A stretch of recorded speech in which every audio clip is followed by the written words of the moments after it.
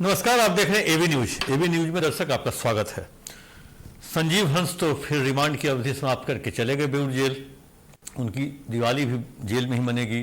गुलाब यादव जो पूर्व विधायक है उनकी दिवाली भी जेल में ही मनेगी। कहें जो संजीव हंस और गुलाब यादव की दिवाली जेल में ही मननी अब तय हो गई है, क्योंकि बेल पिटीशन पे कोर्ट कोई सुनवाई भी नहीं ले रहा है। क्योंकि कल भी संजीव हंस के वकील ने कोर्ट में आवेदन दिया था और आवेदन दे करके जो मतलब रिमांड के दौरान जितने देर पूछताछ हुई उसका वो सीसीटीवी फुटेज की मांग कर रहे थे और मांग भी कर रहे थे और कर रहे थे कोर्ट में इसको जमा किया जाए। और साथ में जितने भी स्टेटमेंट जो उनके द्वारा लिए गए ईडी के द्वारा संजीव हंस का, उन सब चीज़ों का स्टेटमेंट कहें रिकॉर्ड और सीसीटीवी रिकॉर्ड की मांग संजीव हंस के वकील कर रहे थे।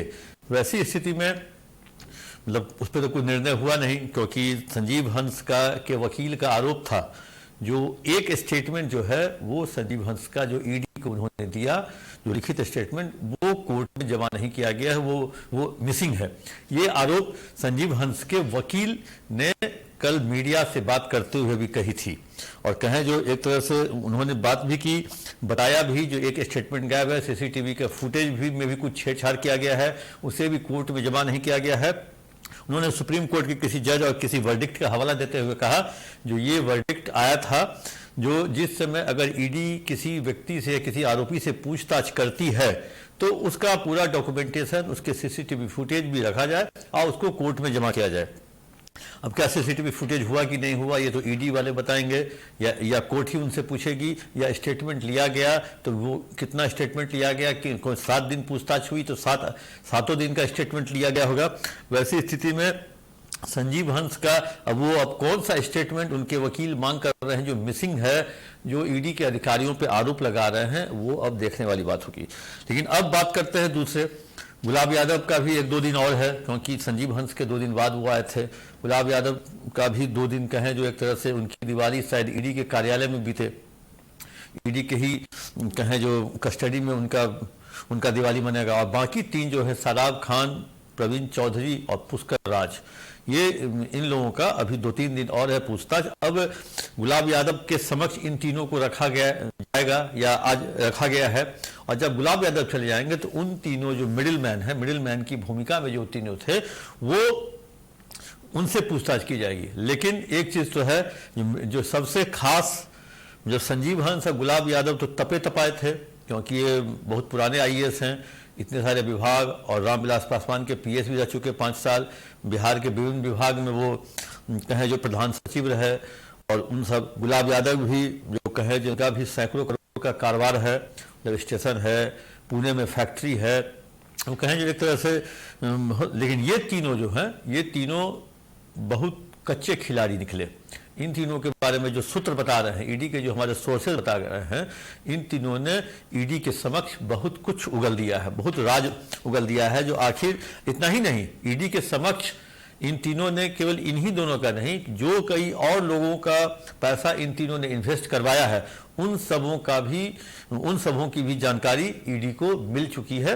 अब देखने वाली बात यह होगी जो इन तीनों की जानकारी के आधार पर ईडी आगे किस तरह की कार्रवाई करती है, आगे और क्या, मतलब क्या कोई और लोग आते हैं ईडी के चक्कर में, या कहें जो ईडी के रडार पे और भी कितने लोग हैं।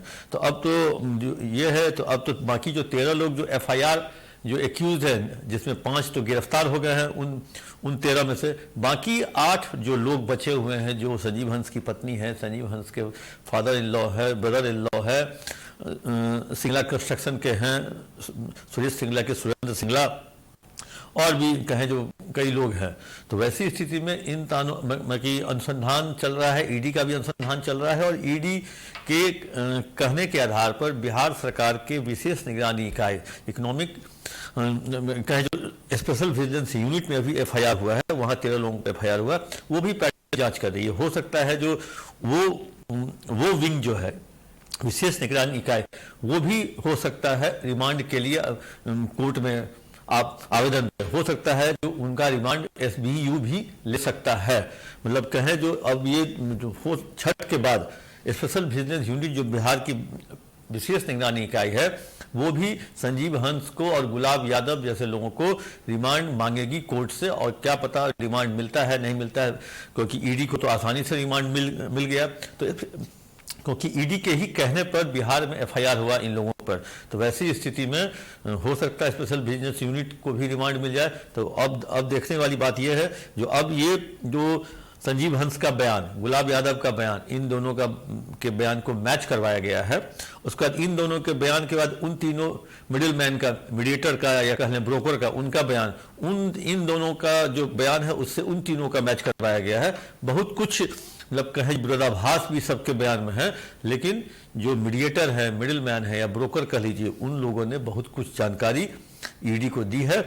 अब उसके आधार पर ईडी आगे की कार्रवाई करेगी। हो सकता है जो बहुत जल्द चार्जशीट भी दाखिल करने की नौबत आ सकती है, बहुत जल्द चार्जशीट भी दाखिल हो सकती है, लेकिन ईडी को इन पांचों के रिमांड से जरूर सफलता मिली है। अब भविष्य बताएगा जो विशेष निगरानी इकाई इस मामले को कहां तक और किस अवस्था में और कैसे ले जाती है। दर्शकों, तब तक के लिए दीजिए इजाजत। कैसा लगा ये कार्यक्रम आप अपना कमेंट बॉक्स में जाकर जरूर दें।